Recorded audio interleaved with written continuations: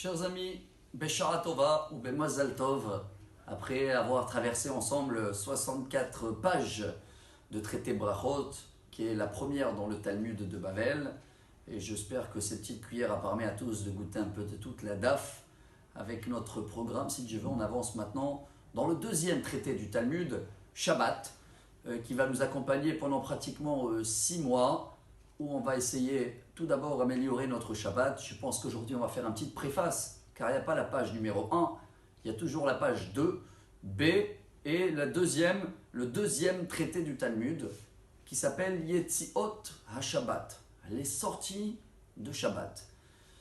Dans la Torah Parashat Vayakel, Moshe dit, ça suffit, personne n'y va m'amener des dons pour le temple, comme à l'époque, grâce à Dieu, Moshe il est parti à la demande et chacun il a amené, et c'est marqué même dans la Torah, ils ont amené trop. Alors Moshe les a dit stop, ne m'amenez pas tout ce qu'il faut pour le temple. Et comme on le sait très bien, on va parler souvent des 39 travaux interdits, que pendant Shabbat, tout ce qui a servi à l'époque pour construire le temple, ça fait partie des 39 travaux que Shabbat, Dieu il me demande de ne pas les faire.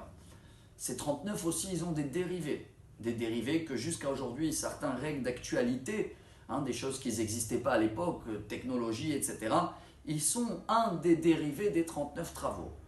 Et la page du jour, elle démarre par le premier, qui est moins d'actualité, je vais dire, en Israël, parce qu'on a ici un Hérouv, ce qui rend un lieu public à un seul lieu, donc on a le droit de porter.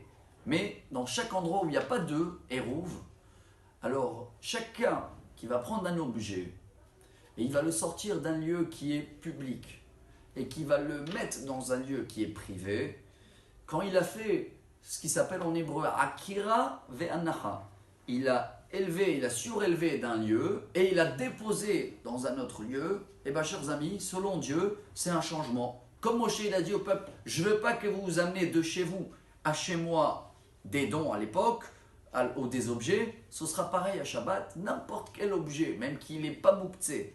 Si c'est un endroit où je n'ai pas d'hérouv, je ne vais pas porter de chez moi, d'un lieu privé, à le déposer dans un lieu public. Vous allez me demander pourquoi, ça change quoi? Je pense qu'on est bien aujourd'hui dans le monde pour confirmer que quelqu'un qui était dans tel endroit, il peut être contaminé par un virus. Et même quelqu'un qui était 10 cm à côté, mais il n'est pas dans le secteur qu'il faut, non, c'est un autre statut. Alors Dieu nous a fixé des statuts que voilà, l'objet il est là, il ne doit pas bouger. Ah, je l'ai bougé, il va changer d'atmosphère, il va changer d'endroit. Ça, Shabbat, ça ne doit pas faire partie de mon plan, il fallait penser le faire avant Shabbat. Voilà une petite touche de ce que, si Dieu m'en va partager pendant les pages qui suivent. Et si Dieu veut, demain, pour la page numéro 3.